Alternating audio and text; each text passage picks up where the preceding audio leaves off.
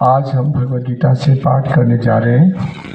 भगवद गीता अध्याय 2, अध्याय का शीर्षक गीता का सार और श्लोक क्रमांक 12।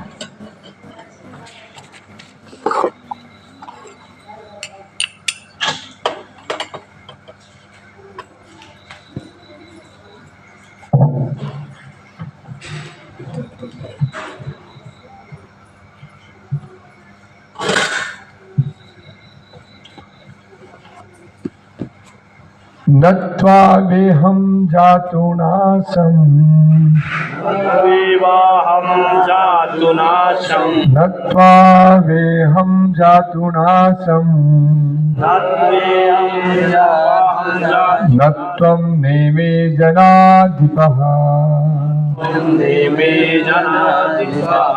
नत्वं नेमे जनाधिपः न चैवा न भविष्यामः न चैवा न भविष्यामः सर्वे वयम् अतः परम् सर्वे वयम् अतः परम् न त्वमेवहं जातुनासं न त्वं नेमे जनाधिपः न चैवा न भविष्यामः सर्वे वयम् अतः परम्। अनुवाद तात्पर्य कृष्ण कृपा मूर्ति अभय चरणारविंद भक्ति वेदांत स्वामी श्रील प्रभुपाद जी के द्वारा, जो अंतर्राष्ट्रीय कृष्ण भावना मिशन के संस्थापक आचार्य हैं, अर्थात इस्कॉन के। तो मेरे पीछे पीछे बोलने का प्रयत्न करें। अनुवाद। ऐसा कभी नहीं हुआ कि मैं ना रहा हूँ या तुम ना रहे हो अथवा ये समस्त राजा ना रहे हो और न ऐसा है कि भविष्य में हम लोग नहीं रहेंगे। धन्यवाद।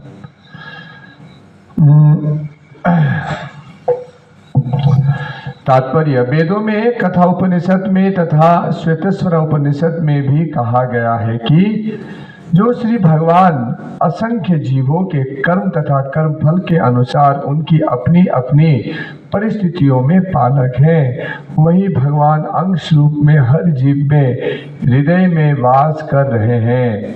केवल साधु पुरुष जो एक ही ईश्वर को भीतर बाहर देख सकते हैं, पूर्ण एवं शाश्वत शांति प्राप्त कर पाते हैं। नित्यो नित्यानां चेतनश्चेतनानां एको बहुनां यो विदधाति कामान् तमात्मस्थं ये अनुपश्यन्ति धीरस्तेषं शान्ति शाश्वती नेतरसम्। जो वैदिक ज्ञान अर्जुन को प्रदान किया गया, वही विश्व के उन समस्त पुरुषों को प्रदान किया जाता है जो विद्वान होने का दावा तो करते हैं, किंतु जिनकी ज्ञान राशि न्यून है। भगवान यह स्पष्ट कहते हैं कि वे स्वयं अर्जुन तथा युद्ध भूमि में एकत्र और राजा शाश्वत प्राणी हैं और इन जीवों के बद्ध तथा मुक्त अवस्थाओं में भगवान ही एकमात्र उनके पालक हैं। भगवान परम पुरुष हैं तथा भगवान का चीर संगी अर्जुन एवं वहां पर एकत्र सारे राजागण शाश्वत पुरुष हैं। ऐसा नहीं है कि वे भूतकाल में प्राणियों के रूप में अलग अलग उपस्थित नहीं थे और ऐसा भी नहीं है कि वे शाश्वत पुरुष बने नहीं रहेंगे। उनका अस्तित्व भूतकाल में था और भविष्य में भी निबोध रूप से बना रहेगा। अतः किसी के लिए शोक करने की कोई बात नहीं है। ओम ज्ञानतिमिरन्धस्य ज्ञानञ्जना शलाकया चक्षुरुन्मीलितं येन तस्मै श्री गुरुवे नमः।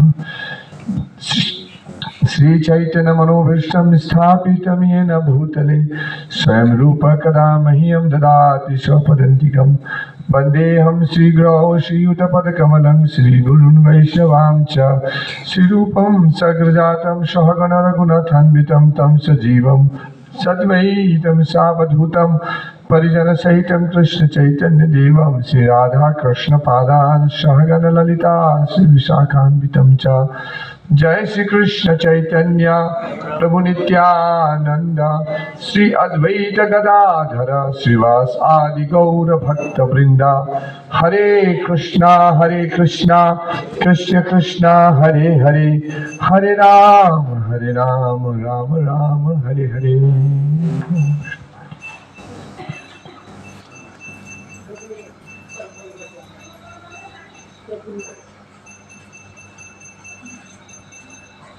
हरे कृष्णा।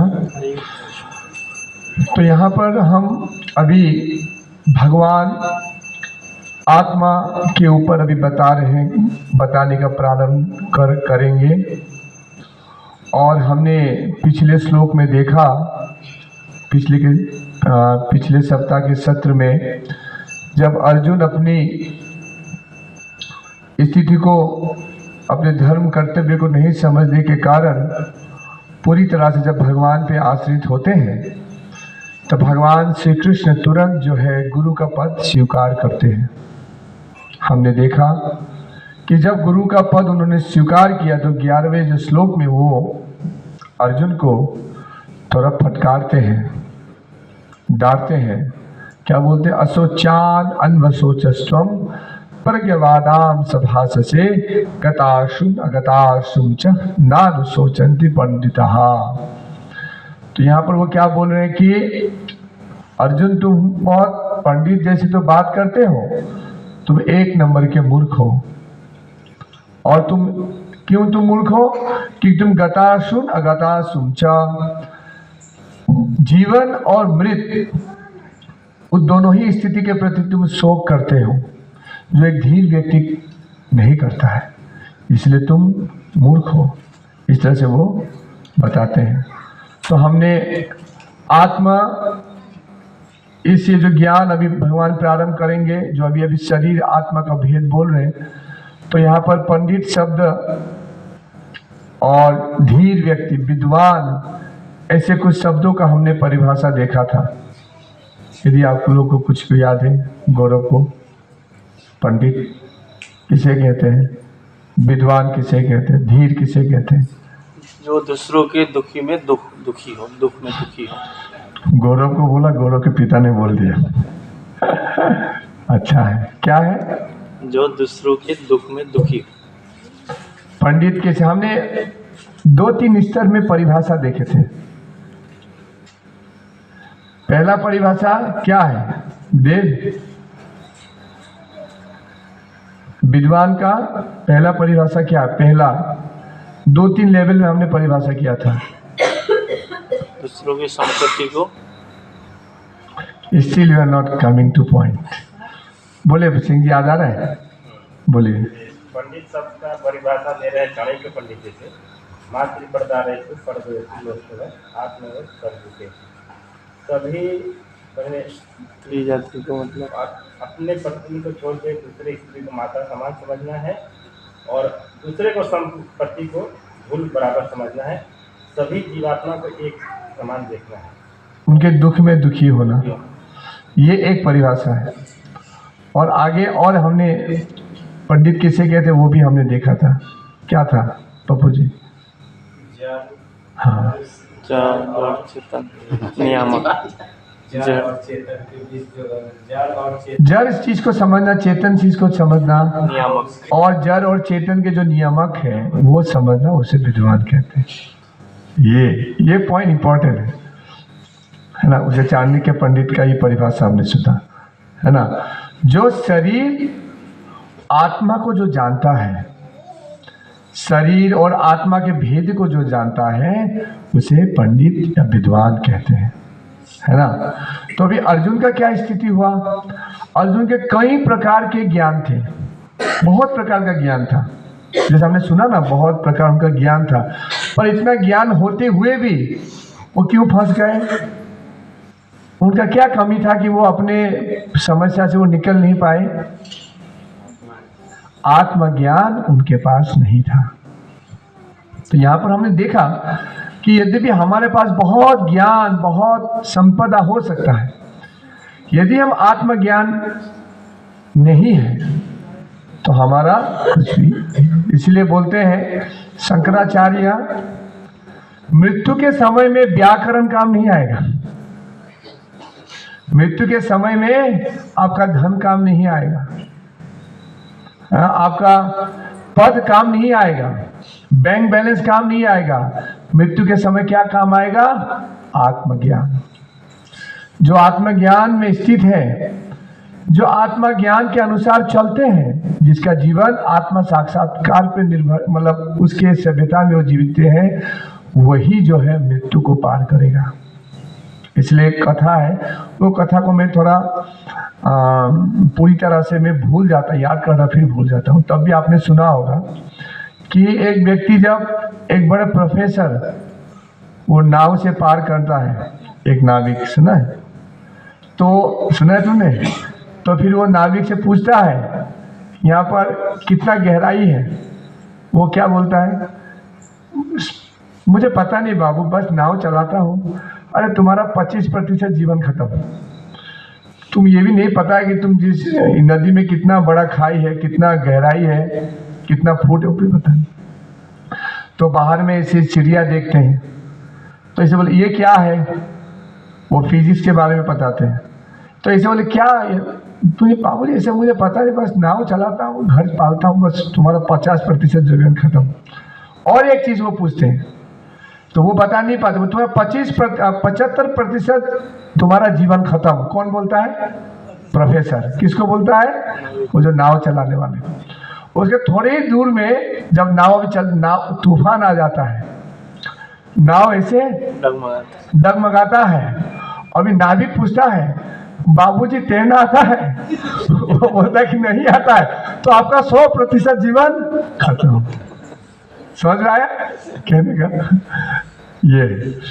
तो मतलब यदि हम मृत्यु के जो सूत्र को यदि हम नहीं समझे, है ना, तो बहुत जान के भी हम अज्ञानी रह जाएंगे। और दूसरी ओर हम भले कुछ नहीं जानते, बहुत पद नहीं है, बहुत धन नहीं है, पर इस मृत्यु के ज्ञान को, हम आत्मज्ञान को यदि हम जानते हैं तो हम इस जीवन को पार लेंगे। तो इसलिए भक्त जो है होता है वो मरता नहीं, वो क्या होता है उसका? वो तरता है ना? गाते ना, भजहु रे मना श्री नंद नंदन अभय चरणारविंद रे, दुर्लभ मानव जन्म सत्संगे, तरहो ए भव सिंधु। तरो, वो तर जाता है। परीक्षित महाराज को सांप ने डसा, तक्षक, लगा कि वो मरा, पर वो मरे नहीं, वो क्या? तर गए। ये है मरने और तरने के अंतर।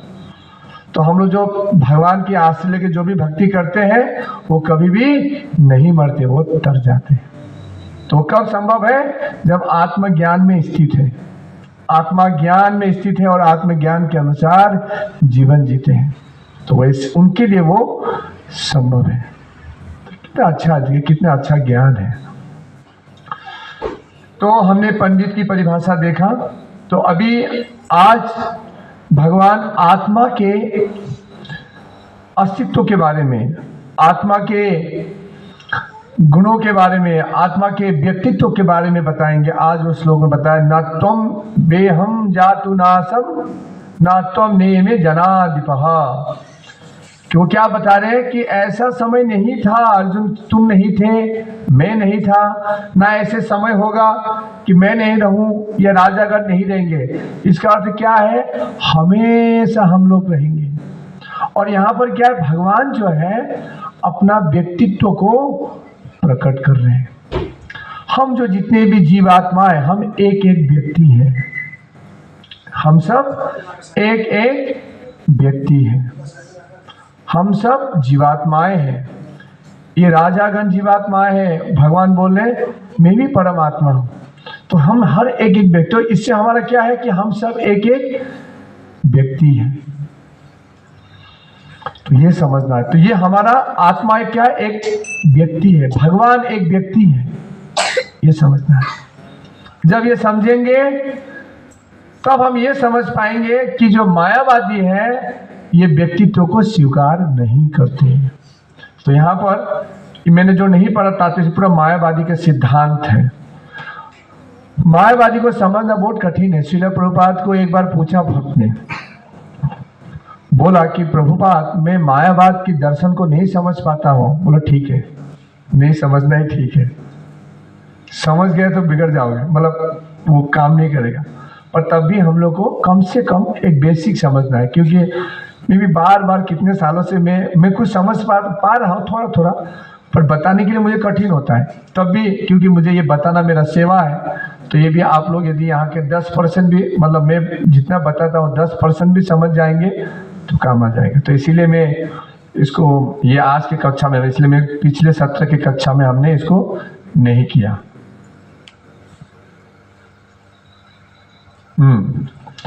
मायावादी का जो पहला सिद्धांत है ना, वो क्या है कि मुक्ति के बाद, अभी मुक्ति के बाद आत्मा माया के एक्चुअली आत्मा जो है माया के आवरण में रहता है ना, और मुक्ति के बाद आत्मा जो है माया के आवरण से पृथक होकर अपना अस्तित्व खो देता है और ब्रह्म में लीन हो जाता है। उसको बोलते एकात्मावाद, एक हो जाता है, आत्मा परमात्मा के साथ एक हो जाता है। ये पहला उनका सिद्धांत है। घुसा दिमाग में किसी माता को? नहीं। वो क्या बोलते हैं? हम सब आत्मा एक है, भगवान एक है। अभी हम जो है आत्मा जो है, अभी अज्ञानता के कारण, माया के आवरण के कारण हम अभी नहीं जान रहे। तो भक्ति करेंगे और उसके बाद ज्ञान को प्राप्त करेंगे, तपस्या करेंगे और माया के आवरण से निकल जाएंगे, निकल के ब्रह्म में लीन हो जाएंगे और एक हो जाएंगे भगवान के साथ। थोड़ा समझ में आया? समझ में आया? समझ में आया? छोटी बोलो, क्या बोला? कठिन है। तो उसको एकात्मा, आत्मा एक है। तो इसका खंडन कैसे करेंगे? आज के श्लोक से भगवान क्या बता रहे हैं कि हम एक एक व्यक्ति, अर्जुन तुम एक व्यक्ति हो, ये राजा एक व्यक्ति है, हम एक व्यक्ति हैं। हम अतीत में भी थे, वर्तमान में हैं और भविष्य में भी रहेंगे। ऐसा कहीं समय नहीं होगा कि हम नहीं रहेंगे, हम हमेशा रहेंगे। तो हमेशा रहेंगे तो हमारा अस्तित्व नहीं खोएंगे ना, हमेशा हम रहेंगे। तो वो क्या बोलते हैं कि ब्रह्म में लीन होकर हम अपना अस्तित्व खो देंगे। हमारा जो व्यक्तित्व है, हम जो आत्मा है, हम एक व्यक्ति है ना, वो हम खो देंगे। ये है मायावाद। सोहन जी समझ में आया? बताइए, आप रिपीट कीजिए। कोई नहीं, सारे रिपीट करते करते रहेंगे तो कुछ तो कुछ समझ में। ये सिंपल है, बाद में और थोड़ा कठिन होता है, ये थोड़ा सिंपल है। इतना भी बोलेंगे तो दीक्षा में प्रश्न आता है, इसी में अटक जाते हैं सब, इसलिए थोड़ा रिवाइज कर लेंगे। बोलिए, क्या बोला हमने?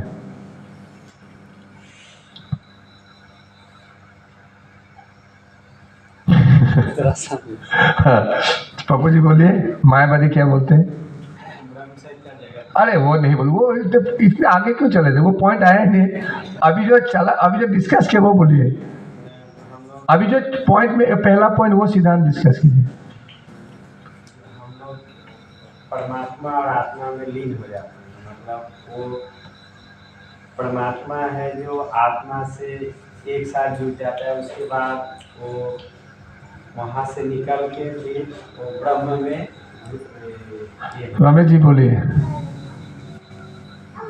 ब्रह्म बोले ना, तो उसमें से ब्रह्म से हम लोग भिन्न रहते हैं, भिन्न से उसका वर्णन का जो प्रदीप जी बोलिए। विश्वास बाबू बेंगोली कोले होगा। आत्मा माने हेरी सिद्धांत, मायावादी सिद्धांत হেৰি মায়াত মানে হেৰি হৈ থাকে, আবদ্ধ হৈ আছে। আৰু মৃত্যুৰ পিছত তাৰ পৰা ওলাই আহি ব্ৰহ্মৰ লগত মিলন হৈ যায়, ভগৱানৰ লগত বিলীন হৈ যায়। তাৰপিছত আত্মাৰ আৰু অস্তিত্ব নাথাকে। Yes, very good. एक तो पॉइंट थोड़ा मिस हो गया, प्रदीप जी बोलिए। सबको बोलना है क्योंकि अभी क्या दिमाग में तो घुसता है, थोड़ा ऐसे थोड़ा स्क्रू डाल डाल के घुसाएंगे तो कल तो परीक्षा होगा तो बोलना पड़ेगा ना। मायावादी लोग जो यहाँ पर ध्यान करके वो मृत्यु के बाद भगवान से मतलब परमात्मा से मिली नहीं, वो पॉइंट क्लियर नहीं हुआ, बोलिए नेपाली जी। ठीक है, एक बार बोलता और माता कोई ट्राई करेंगे। पहला जो सिद्धांत हमने चर्चा किया, कोई ट्राई करेंगे। मायावाद सिद्धांत है, उन लोगों का सिद्धांत है कि आत्मा सब एक है और आत्मा माया में आबद्ध रहता है। जैसे ही हम भक्ति करते हैं, कुछ ज्ञान प्राप्त करते हैं, आत्मा जो है माया से निकल जाता है और परमात्मा में लीन हो जाता है और वो खत्म। बस यही है एकात्मवाद, मतलब एकात्मा, आत्मा परमात्मा एक हो जाता है। हमें मिलना है, बोले मोक्ष, उनको बोले मायावादी बोले हम भक्ति करेंगे, भक्ति का क्या है, मोक्ष प्राप्त करेंगे, उसमें हम वहाँ पर मिल जाएंगे, लीन हो जाएंगे। ये मायावादी का बहुत सारे सिद्धांत हैं, बहुत सारे उनके, ये एक सिद्धांत है, मतलब एक हो जाना। मतलब अभी मैं फिर रिपीट कर रहा हूँ, सुनिए, इस तरह से मुखस्त कीजिए। आत्मा अभी माया के आवरण से आबद्ध है। माया में आत्मा जो अभी हम लोग जो सभी आत्मा जो है माया के आवरण में ढके हुए हैं।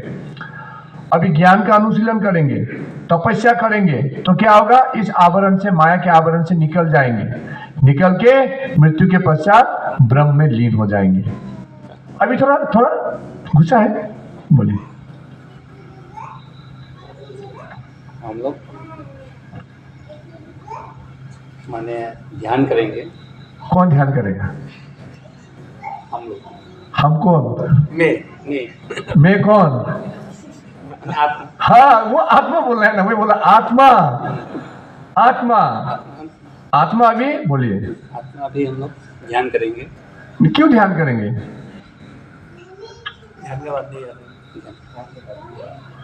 बोलिए विनोद जी। आत्मा जो होता है वो माया से आबद्ध होता है। हाँ, तो जब हम भक्ति करेंगे, बस ज्ञान का अनुशीलन करेंगे, तपस्या करेंगे, उसके बाद हम वहाँ से वहाँ से छुटकारा होके ब्रह्म में लीन हो जाएंगे। वो ब्रह्म कौन है? भगवान, आत्मा, परमात्मा में लीन हो जाए। सिंपल है ना? सिंपल। उसका अभी खंडन कैसे करना है? अभी मायावादी आ गए हमारे सामने, हम एक हो जाएंगे भगवान के साथ। वो कौन श्लोक से हम उसको खंडन करेंगे? कौन श्लोक से? आज के श्लोक से। आज के श्लोक में क्या बोले भगवान कि ये राजा भी थे, हम भी थे, तुम भी थे और भविष्य में भी। तो अस्तित्व खोने का बात हुआ क्या? और मायावादी क्या बोलते हैं? अस्तित्व खो देंगे। इसीलिए इस श्लोक में तात्पर्य में श्रील प्रभुपाद बोलते हैं कि चैतन्य महाप्रभु वार्न करते हैं, कृष्ण मायावादी कृष्णेर अपराधी। ये जो मायावादी है ना, वो कृष्ण का अपराधी है। और वो क्या बोलते हैं कि भूल से भी मायावादी भाष्य सुनिले मलिन है मन। कभी भी मायावादी भाष्य का गीता वो मतलब भागवत कभी मत सुनिए। एक बार गुरु महाराज बताते हैं, कहाँ पर, बॉम्बे में, कुंभ में कि पता नहीं, वो ऐसे मतलब ऐसे वो थे कुछ, वो सभा में बैठ गए तो मायावादी प्रवक्ता ने बहुत सुंदर से भागवत किया और उन्होंने अंतिम में जाके क्या बोले कि कृष्ण नहीं है, कृष्ण का अस्तित्व वो स्वीकार ही नहीं करते। ब्रह्मवादी मायावादी में अंतर क्या है? जो ब्रह्म की उपासना करते हैं उसको ब्रह्मवादी बोलते हैं। जैसे पता ना, हमने सुना था ना दूसरे श्लोक में, भगवान को समझना 3 स्तर में होता है, ब्रह्मेति, परमात्मेति, भगवान इति शब्दते। भगवान को कैसे समझते हैं? एक है ब्रह्म के रूप में, ज्योति के रूप में, दूसरा स्तर है परमात्मा के रूप में सबके हृदय में है, और तीसरा है स्वयं साक्षात राधा रास बिहारी के रूप में। तो ये है भगवान का स्तर। तो जो ब्रह्मवादी होते हैं वो ब्रह्म की उपासना करते हैं। उनके पास क्या होता है कि भगवान का, परमात्मा और ज्ञान का जो है, मतलब भगवान पूर्ण पुरुषोत्तम का उनका आभास नहीं होता है, वो इतने ही जानते हैं, तो इतने ही करते हैं। और उनका वो भगवान के प्रति उनका द्वेष नहीं है। दो महान भक्त हुए जो पहले ब्रह्मवादी थे, पीछे जाके भगवान के भक्त हुए। कौन? पहला, दूसरा सुखदेव गोस्वामी। हम जी सुखदेव गोस्वामी से भागवत सुनते हैं ना, जो वो ब्रह्मवादी थे, वो ब्रह्मवादी थे। पर जब उन्हें भागवत का जब श्लोक सुना, जब व्यासदेव से जब उन्होंने जब सुना, तब वो जाके महान भक्त बन गए। चतुष कुमार, वो भी ब्रह्मवादी थे। शुरुआत में वो ब्रह्म की उपासना करते थे, भगवान निराकार है इस तरह से उपासना करते थे। फिर जब उन्हें ज्ञान हुआ तो उन्हें स्वीकार किया। पर मायावादी क्या है? मायावादी का प्रॉब्लम क्या है? वो भगवान के अस्तित्व को स्वीकार नहीं करते, ये प्रॉब्लम है, ये प्रॉब्लम है। तो इसलिए भगवान भी जो है मायावादी को छोड़ देते हैं। यदि कोई नरक में तड़प रहा होगा कोई जीव, तो भगवान उनके प्रति दया करते कि हे प्रभु, हे ये कितने नरक में वो करे। पर वो मायावादी के प्रति तो तनिक भी ध्यान नहीं। इसलिए प्रभुपाद बोलते, जब भी आप देखिए प्रभुपाद मायावादी के ऊपर पूरा बोले। और ये पूरा संसार में ज्यादा ब्रह्मवादी नहीं है, सब मायावादी से भरा हुआ है। वो भगवान के अस्तित्व को स्वीकार नहीं करते, ये प्रॉब्लम है माया। इसलिए मायावादी कृष्णेर अपराधी, वो कृष्ण के अपराधी है। इसलिए हम लोग जब भागवत कथा सुनते हैं तो बहुत ये सब ध्यानपूर्वक ये सब समझना चाहिए। तो किससे सुने? इसलिए वो गुरु के वचन से, हमें शास्त्रों से समझना चाहिए। ज्यादातर मतलब वो लोग के सब एक है, सब एक है उनके।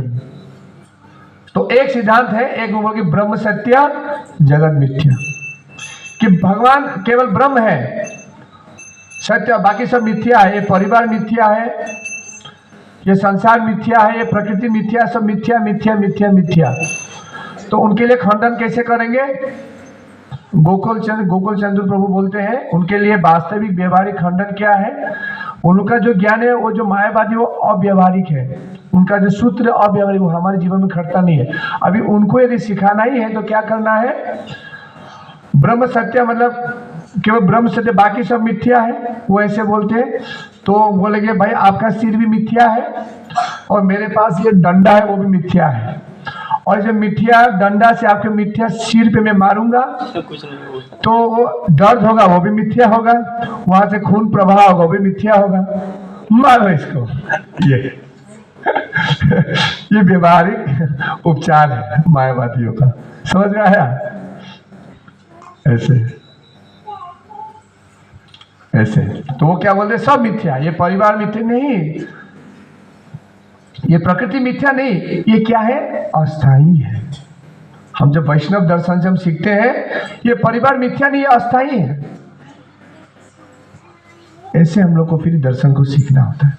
तो ये दूसरा, इसी में अब ये जो मतलब ये जो श्लोक है, इसमें मायावादी क्या तर्क देते हैं? कृष्ण द्वारा कथित अस्तित्व आध्यात्मिक नहीं होकर भौतिक है, ये दूसरा सिद्धांत वो लोग बोलते हैं।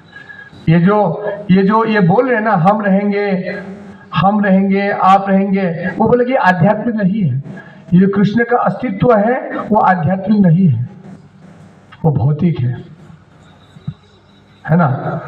तो अभी यदि भौतिक होता तो भगवान कैसे ये ज्ञान देते? भगवान बोलते हैं ना, अभी हम लोग के पास भौतिक शरीर है, कई जन्मों से हम शरीर ले रहे हैं, जन्म होता है, मृत्यु हो रहा है, फिर शरीर आता है जाता है, हम तो सब भूल ही जाते हैं।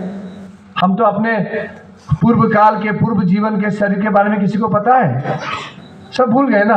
और भविष्य में क्या पता है, क्या मिलेगा पता है? वो भी नहीं पता है, पर भगवान को पता है।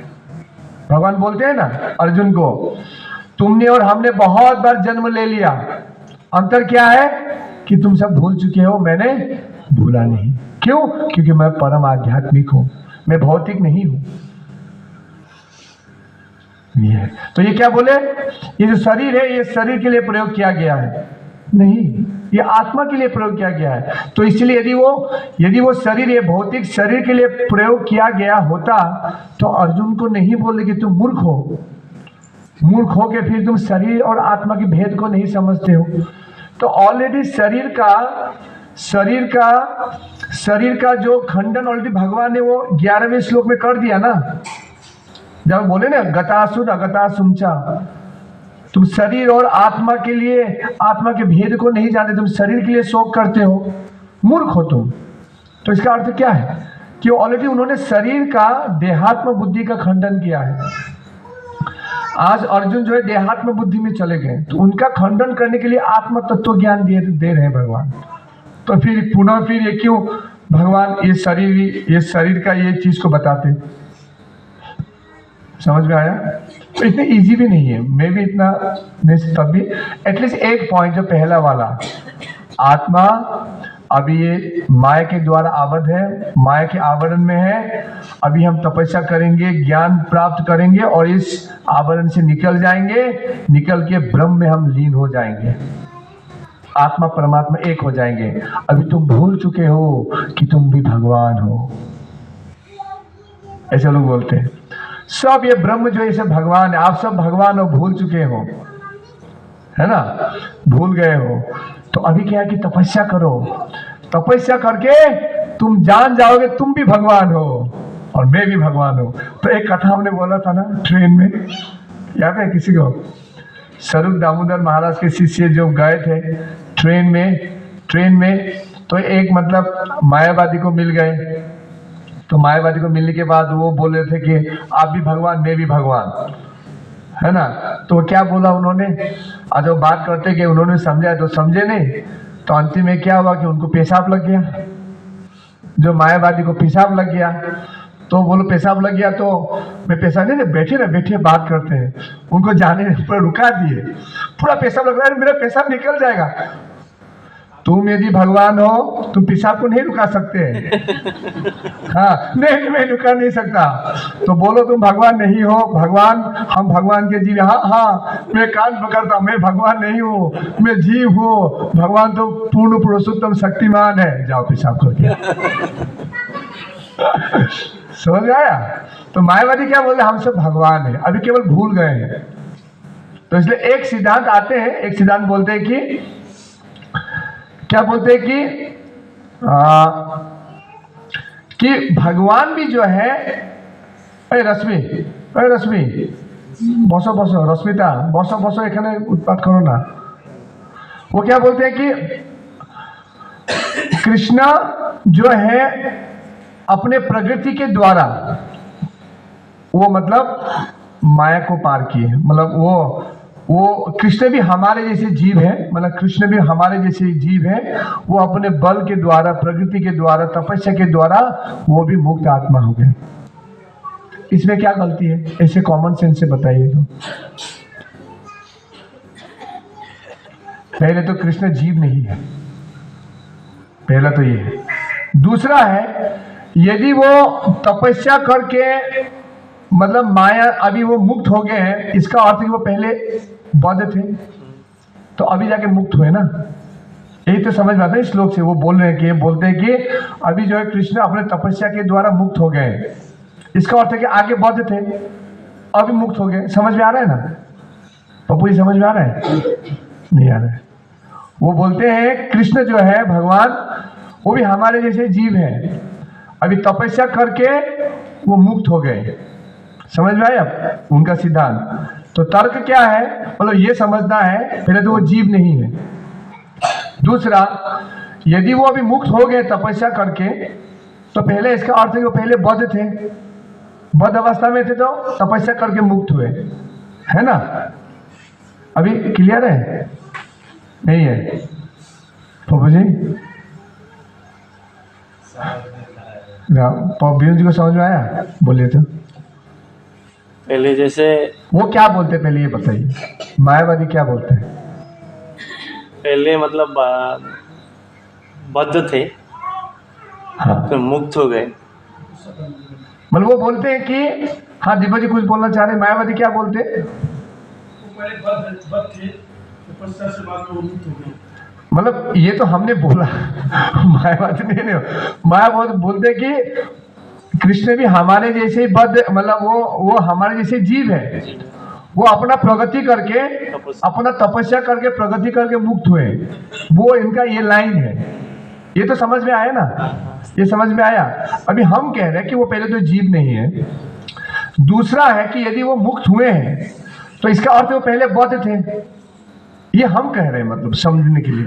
अभी समझ रहे, वो पहले बद्ध थे, अभी मतलब बद्ध थे, मतलब वो माया से, वो भी माया मतलब उनसे स्ट्रांग हो गया, फिर वो माया के अंडर हो गए। समझ में आया क्या? बोलो, हमने जो चर्चा की उतना ही बोलो। पहले बोलो मायावादी का सिद्धांत क्या है, ये इसमें क्या बोलते हैं वो? नहीं, भगवान के बारे में बोलो। अभी ये आगे वाला पॉइंट छोड़ो, ये पॉइंट जीव है और वो तपस्या करके मुक्त हुए। तो हम क्या बोल रहे हैं अभी, डिस्कशन हम क्या कर रहे हैं? पहले तो वो, हाँ, दूसरा बद्ध थे, ये मुक्त हो गए, मतलब इसका अर्थ है वो पहले बद्ध थे, है ना? तो अभी ये, तो इसका अर्थ क्या, वो माया के अंडर में है ना, माया के अंडर में है। अभी भगवत गीता जो है भगवत गीता में भगवान क्या बोलते हैं? दैवी ऐसा गुणमय मम माया दुरत्तया माम एवं प्रपतन्ते माया में तम तरंती थे, कि जो है मेरी शक्ति से ये जो माया शक्ति है वो सबको वशीभूत करती है, उसको पार करना कठिन है, पर जो मेरा शरण लेता है वो आसानी से पार कर लेता है। और अभी मायावादी क्या बोल रहे हैं? क्या माया के अंडर है कृष्ण, पर भगवत गीता क्या बोल रहा है? माया जो है कृष्ण के अंडर है। और एक श्लोक क्या है? माया जो है कृष्ण के अंदर में है, वो कौन सा और एक श्लोक है बताइए?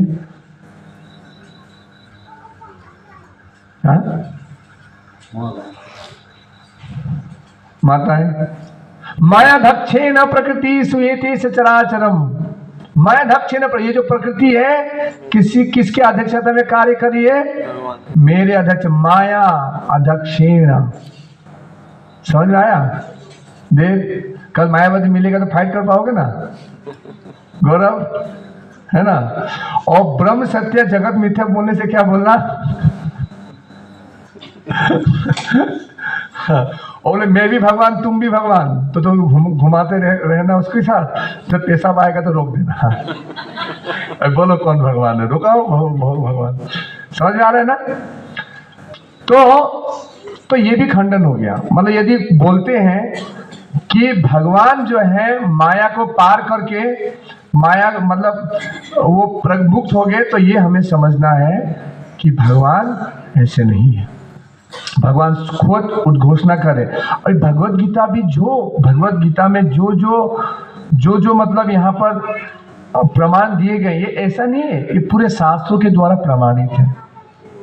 इसलिए अर्जुन बोलते हैं कि परम ब्रह्मा परम धाम पवित्रम परमम भवाम पुरुषोम शाश्वतम दिव्यम आदि देवम अजम विभूम।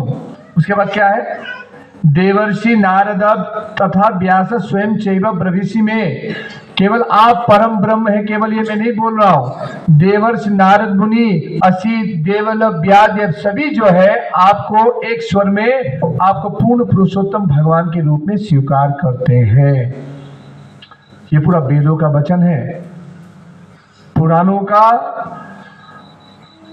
वेदे आदि मध्य अंते केवल हरि गेयते, केवल हरि का गुणगान ही गाया गया है। वेद के आदि के मध्य में और अंत में केवल भगवान ही है।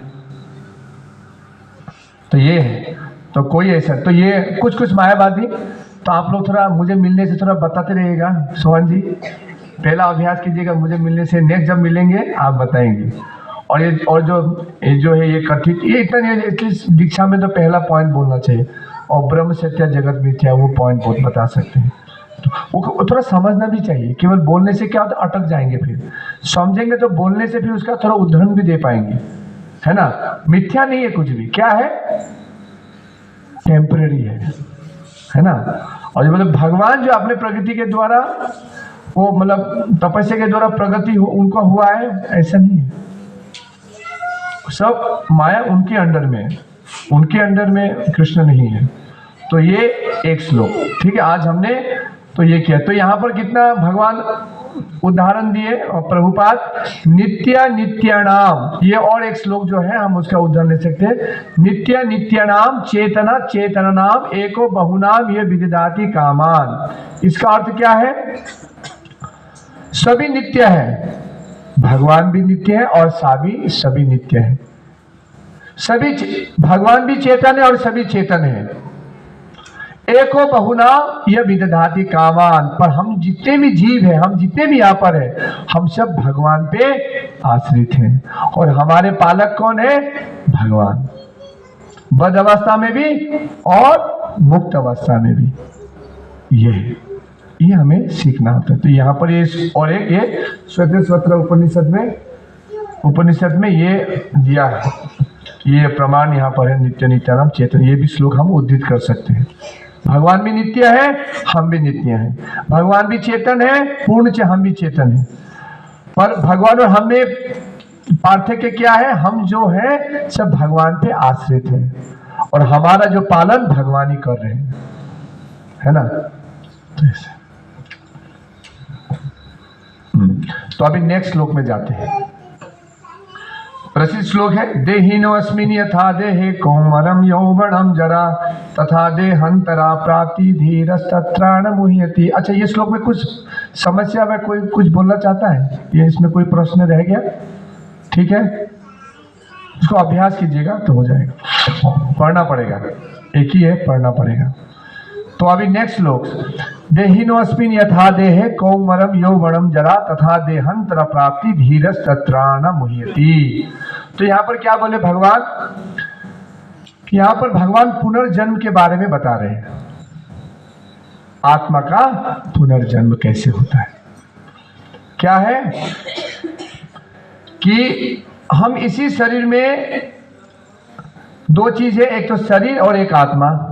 और हम सभी आत्मा है, हम देही हैं और इस देह में भ्रमण कर रहे हैं। और ये कैसा है? कोमरम यौवनम जरा। अभी प्रभुपाद इसको बहुत सुंदर से समझाते हैं। क्या समझाते हैं? कि तथा देहांतर प्राप्ति, ये शरीर पुराने होने। कौन बच्चा बात करे? थोड़ा शांत कराइए बाबू, शांत कराइए, बाहर लेके जाइए जैसे कैसे। तो क्या बता रहे हैं कि आत्मा जो है इस शरीर खत्म होने के बाद दूसरे शरीर में फिर प्रवेश करता है। धीरज तत्राणा मोहित, जो धीर व्यक्ति है, जो शरीर आत्मा के भेद को जानता है, भगवान को जानता है, आत्मा का ज्ञान है, शरीर का ज्ञान है, परमात्मा का ज्ञान है, ऐसे व्यक्ति विचलित नहीं होते। राइट, धीरज तत्राणा मोहित।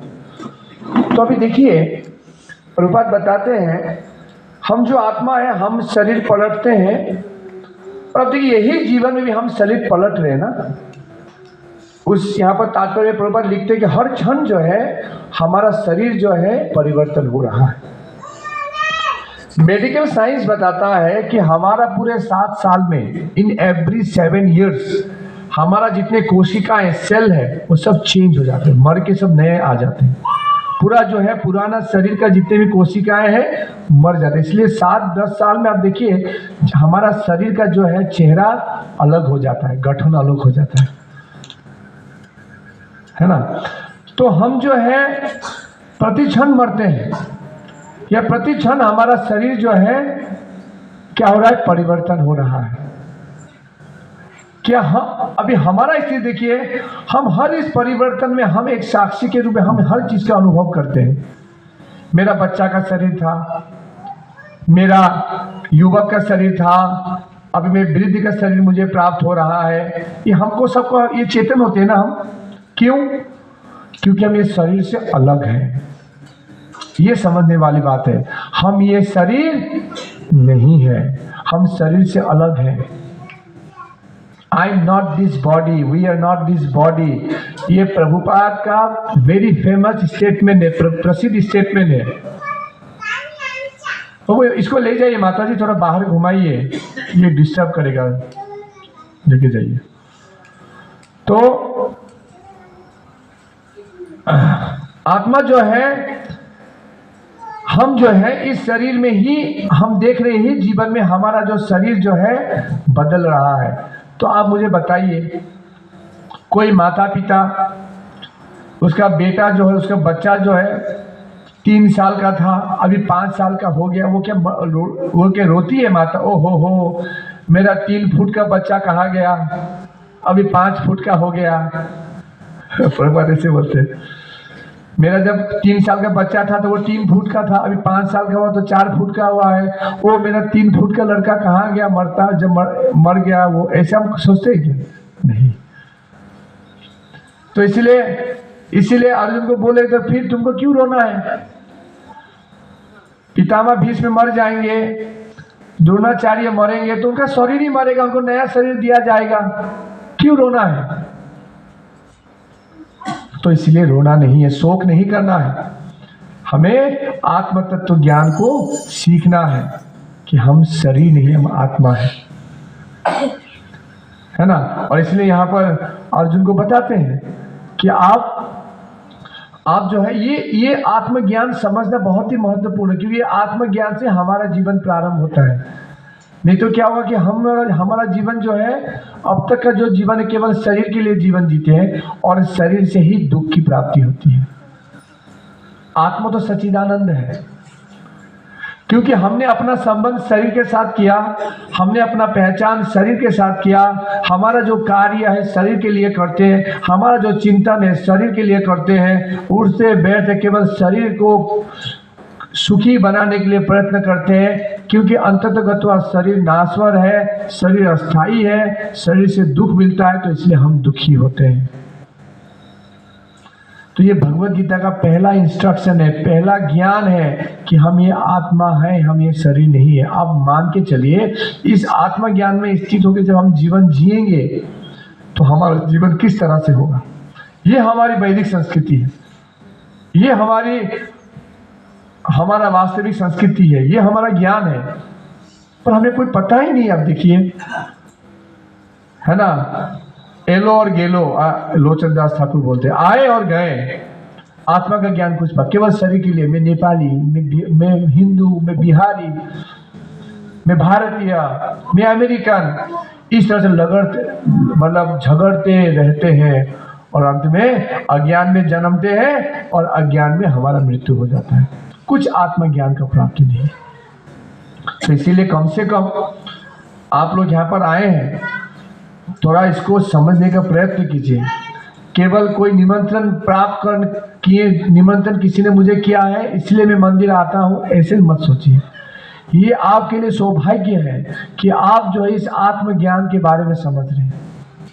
यदि आप इसको सीख लोगे, आत्मज्ञान के स्थिति में रह के जब आप जीवन जिएंगे तो हमारा जीवन का जो जीने का जो पहले हो तुरंत बदल जाएगा। इंग्लिश में बोले पैराडाइम शिफ्ट, पूरा चेंज हो जाएगा। पर के केवल शरीर शरीर शरीर शरीर, और जितना देहात्म बुद्धि में रहेंगे उससे केवल अज्ञानता, दुख और ये भ्रम, ये माया के गोद में ही रहेंगे। तो इसलिए हमें चाहिए आत्मा के स्तर में आना है। तो ये बहुत सुंदर जो शिक्षा जो है श्रील प्रभुपाद और ये पुनर्जन्म का विज्ञान है। हमारा पुनर्जन्म होता है, मुसलमान है, क्रिश्चियन है, वो पुनर्जन्म में विश्वास नहीं करते। तो पुनर्जन्म की विश्वास करने को ये कोई धर्म की बात नहीं है। हिंदू धर्म मानता है हिंदू का पुनर्जन्म होता है, मुसलमान का नहीं होता है, ऐसा नहीं। ये विज्ञान है, ये कॉमन सेंस है। जैसे अभी हमारा शरीर पलट रहा है, हर क्षण शरीर पलट रहा है। प्रभुपाद बोलते हैं कि प्रतिदिन यदि हम अपना शरीर का मेजरमेंट करते हैं पूरा, क्या हर दिन वो शरीर परिवर्तन हो रहा है ना। और उसके बाद जब यही जीवन में हम देख रहे हैं हमारा शरीर जब परिवर्तन हो रहा है, तो जब शरीर खत्म होगा तो फिर नया शरीर क्यों नहीं होगा। हमारा जब अतीत में एक शरीर था, वर्तमान में एक शरीर है, भविष्य में भी एक शरीर है। हम देख रहे कि हमारे बाबा, हमारे चाचा बूढ़े हो रहे हैं, उनका एक बूढ़ा शरीर है, तो मुझे भी ये समझ में आ रहा है ना मेरा भी ऐसा शरीर होगा। और वर्तमान शरीर तो हम देख ही रहे, और अतीत का शरीर हम देख चुके हैं अपना ही शरीर। और जब इस तरह से परिवर्तन हो रहा है तो मृत्यु के बाद भी और एक शरीर हमारे लिए अपेक्षा करिए, क्यों नहीं समझ पाते? क्या कठिन है इसमें?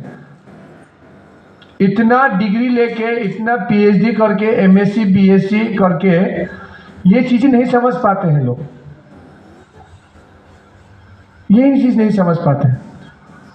और कोई कोई समझ भी पाते हैं हम आत्मा है, तो केवल वो थियोरिटिकल, केवल लिखने के लिए, बोलने के लिए वो करते हैं। फिर वो आत्मा क्या है उसके लिए उस स्तर में जीवन जीने का प्रयत्न नहीं करते। तो भी एक दुविधा है। मतलब एक लोग जो है, अभी हम लोग जो है आत्मा स्तर को थोड़ा जान रहे हैं, पर यदि आत्मा के स्तर को जान के आत्मा के स्तर में जीवन नहीं जिएंगे तो फिर इसका भी क्या लाभ होगा। इसे बोले आत्मा साक्षात्कार, आत्मा साक्षात्कार करना। इसका अर्थ है कि आत्मा के आधार पे जीवन जीना होगा, तब जाके होगा। अभी क्या है, अभी अर्जुन बोले ठीक है बाबू, ये द्रोणाचार्य, ये भीष्म पितामह वो मर जाएंगे, उनका शरीर मरेगा पर वो हमेशा रहेंगे, मैं समझ गया। पर मेरा कहने का अर्थ ये है प्रभु कि ये शरीर जो है ना, ये जो भीष्म देव का शरीर है, ये द्रोणाचार्य का शरीर है, इस शरीर के प्रति मेरा आसक्ति है। अभी क्या करें बोलिए, समझ रहे? आपने बता दिया ज्ञान, ठीक है, हम आत्मा है, दर्द शरीर का होता है, सुख दुख शरीर का होता है। अभी दांत तो दर्द होता है ना, अभी क्या करें, क्या करें, समझ में आ रहा है? क्या करें? अभी तो ये दांत का दर्द है, वो तो आत्मा का नहीं है, तो शरीर का दांत का दर्द है, बुखार है, वो है, ये प्रॉब्लम है, ये शरीर का हो रहा है। अभी क्या करें? अभी नेक्स्ट लो में क्या है, मात्रा स्पर्शस्तु कौन्तेयो शीतोष्णा सुख दुखदा आगामा पाइनो नित्य ताम तितिक्ष्वा भारता। श्लोक याद है? बोलो। मात्रा से स्पर्शस्तु कौन्तेयो शीतोष्णा सुख दुखदा आगामा पाइनो नित्य ताम तितिक्ष्वा भारता। अनुवाद कौन बोलेगा? अनुवाद बोलो। हर्षिता, पूर्णिमा,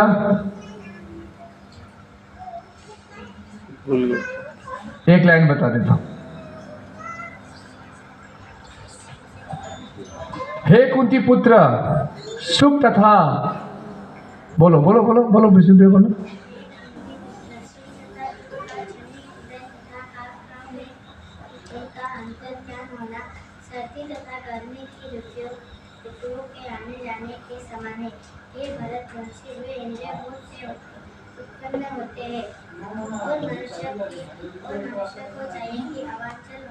अविचल भाव से सहन करना सीखे। हे कुंती पुत्र, ये श्लोक का अनुवाद सुख तथा दुख का क्षणिक उदय और काल कर्म में उनका अंतर्धान होना, ऐसे मानो कि गर्मी सर्दी ऋतुओं के आने जाने के समान है।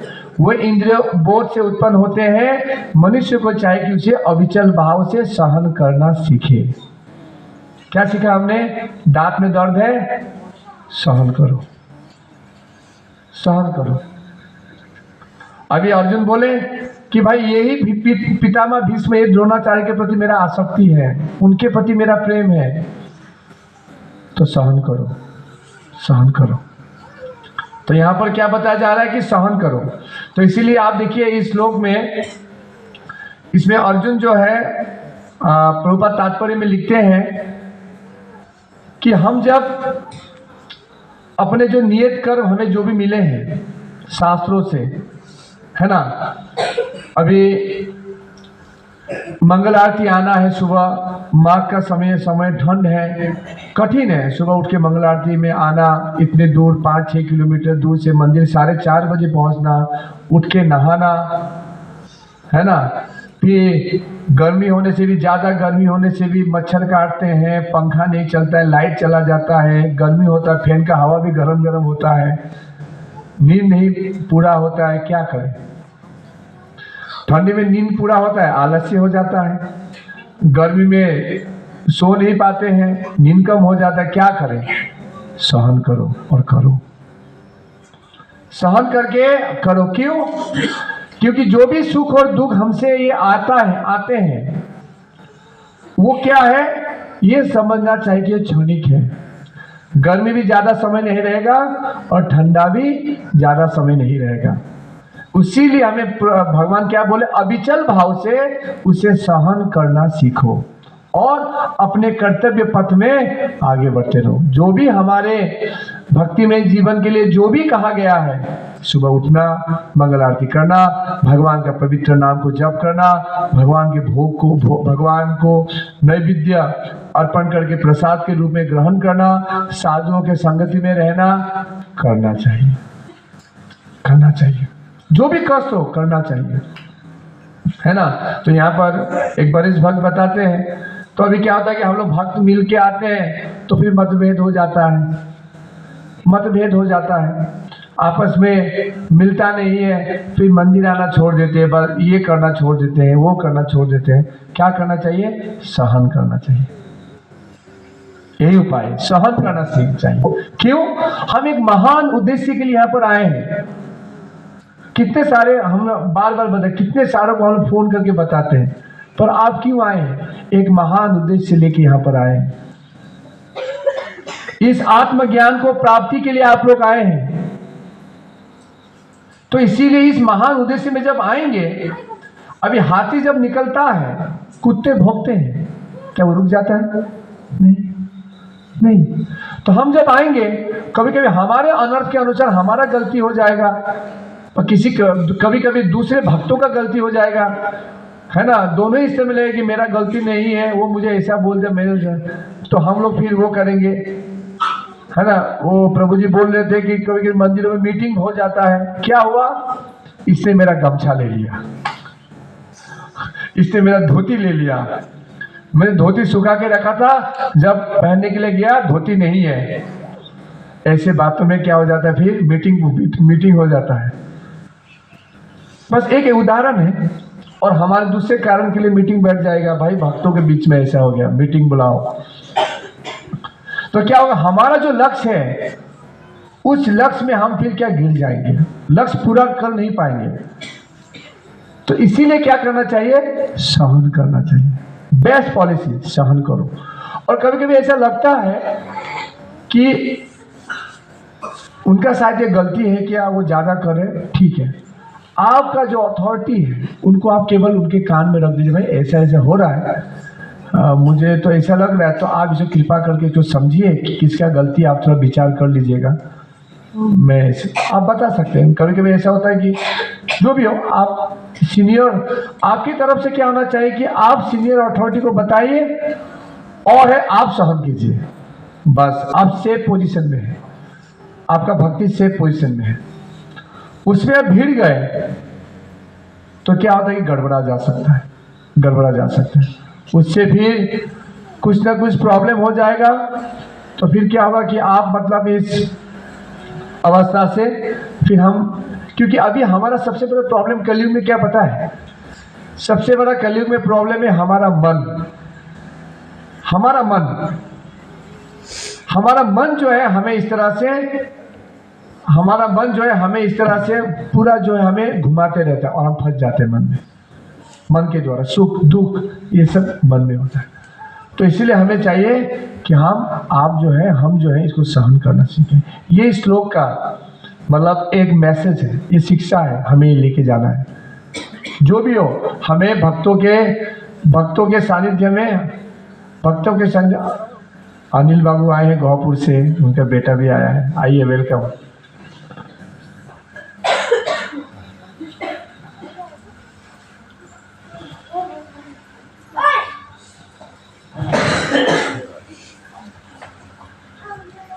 आइए, ठीक है। तो हम लोग,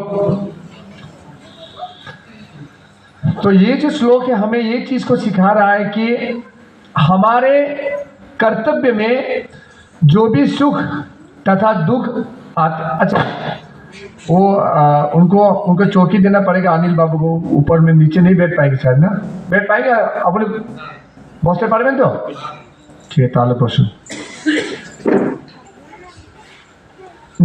ठीक है, प्लीज कम। ये हम पॉइंट में आते हैं।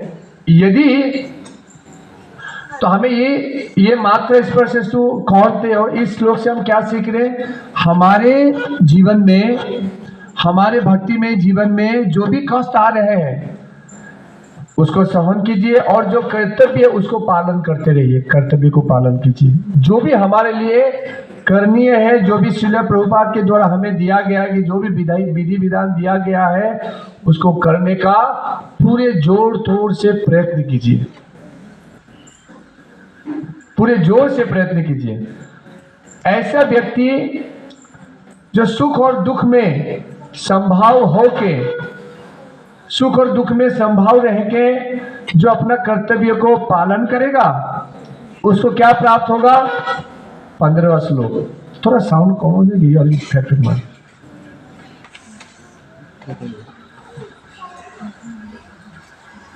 अभी सुनिए, अभी अंतिम श्लोक में आ रहे हैं। हरे कृष्णा, हरे बड़ा देख सुनिए। हाँ, हे पुरुषेश्वर अर्जुन, जो पुरुष सुख तथा दुख में विचलित नहीं होता और इन दोनों में संभाव रखता है वो निश्चित रूप से मुक्ति के योग्य है। अमृतत्वा कल्पते। क्या बताया गया? यदि ऐसा व्यक्ति अपने कर्तव्य निर्वाह में पूरे जीवन भर जो सुख और दुख जो भी आते हैं उसको वो सहन करता है और वो आगे बढ़ता, अपने कर्तव्य को पालन करते करते जो जाता है उसको क्या प्राप्त होता है? अमृतत्वा कल्पते। उसको अमृत की अर्थात मुक्ति की प्राप्ति होती है। और प्रभुपाद तात्पर्य में लिखते हैं, जो इस तरह से अपने नियत कर्मों को, अपने कर्तव्य को जो पालन करते हैं उनको क्या प्राप्त होता है पता है? ज्ञान की प्राप्ति होती है। ज्ञान मतलब संबंध ज्ञान, संबंध ज्ञान। उन्हें संबंध ज्ञान की प्राप्ति। संबंध ज्ञान क्या? कि मैं सनातन जीव हूं, मैं भगवान श्री कृष्ण का अंश हूं, मेरा भगवान श्री कृष्ण के साथ शाश्वत संबंध है। वो ज्ञान, उसकी प्राप्ति होती है। किसको? जो अविचल भाव से सहन, सुख दुख को सहन करते हुए अपने नियत कर्मों को करते रहते हैं। समझ में आया भक्तों को? ये है ये 15वां श्लोक का तात्पर्य। तो इसीलिए हम यहाँ पर इस मार्ग में आए हैं। इस भक्ति योग को समझ के हम यहाँ पर आश्रय लिए हैं। तो अभी हमारा कर्तव्य बनता है इस भक्ति योग को पूरी तरह से, पूरे हृदय से उसका पालन किया जाए, पालन किया जाए। तब जाके क्या होगा? हम जो है हमारे इस जीवन में ही हम इसका अनुभव कर पाएंगे। हमारा जो शाश्वत जीवन, जो सनातन जीवन जो हमारे लिए अपेक्षा कर रहा है, जो अभी हम देहात्म बुद्धि में फंसे हुए हैं, शरीर को ही अपना मानते हैं, उससे हम निकल जाएंगे। तो यहाँ पर देखिए, यहाँ पर जो मात्रा स्पर्श तु कौनते हो, उस श्लोक में 2 शब्द से भगवान जो है अर्जुन को संबोधित करते हैं। एक है कुंती पुत्र, एक बोलते भरतवंशी।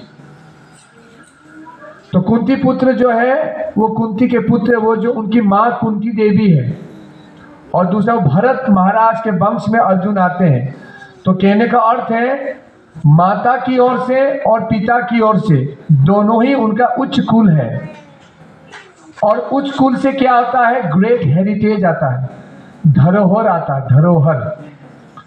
और जब आप बड़े पद में या बड़े उच्च कुल में जब आपका जन्म होता है, आपका एक हेरिटेज आपको प्राप्त होता है, उसके साथ आपको एक जिम्मेदारी भी प्राप्त होता है। मतलब बोलते हेरिटेज ब्रिंग्स रिस्पॉन्सिबिलिटी। आपका जब एक उच्च परिवार में जब जन्म होता है तो आपके साथ एक उच्च जिम्मेदारी भी आता है ना। अभी Narendra Modi ji as example prime minister है, उनका कितना जिम्मेदारी है क्योंकि वो उच्च पद में है। तो उसी प्रकार हम अभी हमारे लिए हम बहुत ही, हमारे पास क्या सबसे बड़ा धरोहर हमारा क्या है? श्रील प्रभुपाद। श्रील प्रभुपाद की शिक्षाएं जो है वो हमारा धरोहर है, क्योंकि हमने श्रील प्रभुपाद की धरोहर को प्राप्त किया है। इसीलिए हमारे लिए एक जिम्मेदारी भी है। वो जिम्मेदारी क्या है? निजर जीवन सार्थक करी कर पर उपकार। पहले अपने जीवन को सार्थक करो और उसके बाद सभी के उपकार के लिए, सभी के जीवन को सार्थक करने के लिए लग जाओ। यही चैतन्य महाप्रभु बोले हैं। क्या? अमार आज्ञा गुरु होइया तारो ए देश, जारे देखो तारे कहो कृष्ण उपदेश। कि हमारे आज्ञा से आप सभी गुरु बन जाइए। और गुरु बन के क्या करना है? जिसको भी आप देखते हैं, जिसको भी आप मिलते हैं, सभी को कृष्ण को उपदेश कीजिए। ये है रिस्पॉन्सिबिलिटी, ये है धरोहर। केवल सुबह उठा, अभी सुबह में क्या खाना बनेगा, दोपहर में क्या खाना बनेगा, रात में क्या खाना बनेगा, कपड़ा क्या चाहिए, कहाँ पर सोना है, क्या, केवल खाने पीने सोने में जीवन व्यतीत मत कीजिए। कैसे बिजनेस को बढ़ाना है, कैसे पैसा कमाना है, केवल उसी में ही चिंता वो करना है। वो थोड़ा इस शरीर निर्वाह के लिए करना है, पर पूरा चेतना उसी में फोकस नहीं रहना। जो हम लोग ज़्यादा गृहस्थ लोग उसी में फंस जाते हैं। इसलिए हम जब बुलाते हैं सभा में, सबका एक ही उत्तर होता है, क्या? समय नहीं है। अबे समय कहाँ गया? समय केवल आहार निद्रा भय मैथुन में, केवल खाने पीने सोने में पैसा कमाने में हमारा समय जा रहा है। हमारा इस जिम्मेदारी को पालन करने के लिए, इस मनुष्य जीवन सार्थक करने के लिए, आत्मज्ञान को प्राप्त करने के लिए यहाँ पर समय हम नहीं दे रहे। ये हमारी दुर्भाग्य है, ये हमारी दुर्भाग्य है। तो इसलिए हमें यहाँ से इस अवस्था से निकलना होगा और हमें कितना ये जो है जिम्मेदारी हमें प्राप्त हो उसमें हमें लगना हो। तो इसलिए इस आत्मज्ञान के तथ्य को हमें बार बार इसका चिंतन करना होगा। हमें आर्य बनना होगा। हमने सुना था ना, आर्य शब्द का अर्थ क्या है विनोद जी?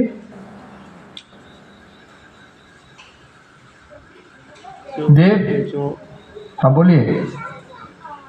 आर्य आत्मा और परमात्मा का ज्ञान हो और जो जीवन भगवान के बताए अनुसार चला है। हाँ, जो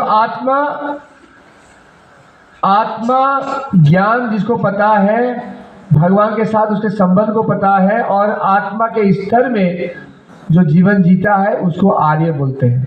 अनार्य किसको बोलते हैं? जो देहात्म बुद्धि को में जीता है, केवल शरीर के पालन के लिए, शरीर को सुखी करने के लिए जो जीवन जिया जाता है वो अनार्य है।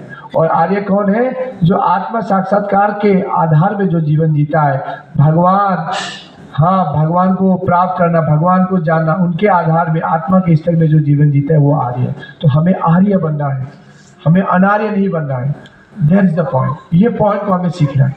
तो इसीलिए हम इस आज के जो कथा को यहीं पर विराम करेंगे।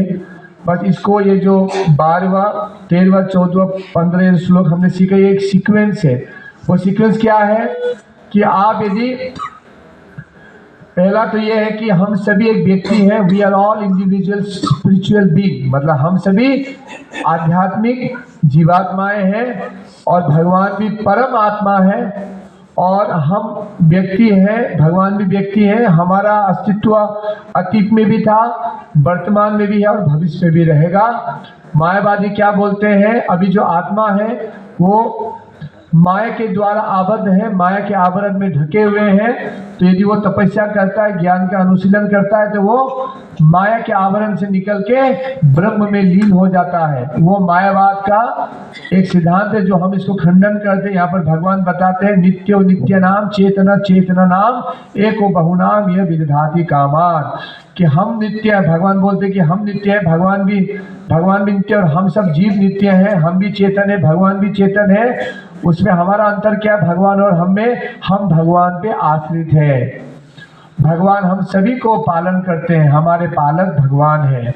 और ये श्लोक भी अपने आप में खंडन करता है इस मायावाद के सिद्धांत को कि हम सब व्यक्ति, हमारा अस्तित्व अतीत में भी था, वर्तमान में भी है और भविष्य में भी रहेगा। ये जो है मायावादी सिद्धांत का पहला चीज को हम खंडन करते हैं। दूसरा जो बोलते हैं कि ये भौतिक है, ये शरीर के बारे में बता नहीं, ये आत्मा के बारे में ही बता जा रहा है। क्योंकि यदि वो आज शरीर के लिए बताते तो ऑलरेडी वो उसका खंडन कर चुके 11वें श्लोक में, फिर वो क्यों बताते? ये पॉइंट है। और यदि कृष्ण यदि हमारे जैसे जीव होते तो फिर उनका कहना भगवत गीता का क्या महत्व होता। आज भी देखिए 5,000 साल पूर्व भगवत गीता भगवान ने बताया, अब भी आज भी संसार के हर देश में ये भगवत गीता पढ़ते हैं। यदि वो कृष्ण जो हमारे जीव होते तो क्या कितने सारे लोग जो है कितने गली में कुछ लिखते हैं, क्या उनका कौन पता चलता है। पर देखिए भगवत गीता संसार के बड़े बड़े विद्वान फिलोसोफर से भगवत गीता को पढ़ते हैं। तो ये मायावादी के बारे में सीखा। तो यदि आपका किसी का इसमें और कोई प्रश्न है इस संबंध में आप पूछ सकते हैं, या कोई मंतव्य है तो दे सकते हैं। जैसे प्रभु आपने बताया हाँ शरीर और आत्मा का भेद के बारे में, हाँ तो अभी ऐसा लगा ऐसे सुन के हाँ कि हम तो 90% अपने शरीर के आधार पर ही कार्य कर रहे हैं जैसे लग रहा है। हाँ इसीलिए हमारा जो आत्म संस्कार जो होना चाहिए, जिस तरह होना चाहिए तुरंत, उस तरह नहीं हो रहा है। हाँ इसका कारण है कि हम अपना शरीर के आधार पर भक्ति भी जैसे भक्ति जो है अपना शरीर के आधार पर ही करना चाहिए। ऐसा लग रहा है जो आत्मा और शरीर के बारे में भेद के बारे में समझाया। अगर हम ये समझे, जैसे आपने कहा कि किसी का दोस्त चोरी होगा उसके लिए मीटिंग बैठा है, तो ये हम अभी शरीर के आधार पर ऐसे मैंने भक्ति भी जो शरीर के आधार पर कर रहे हैं जैसे लग रहा है। हाँ आत्मा के आधार पर भक्ति करेंगे तो आप भी भगवान की सेवा कर रहे हैं, हम भी भगवान की सेवा कर रहे हैं। हाँ अभी भगवान की कृपा से खा रहे हैं, हम भी भगवान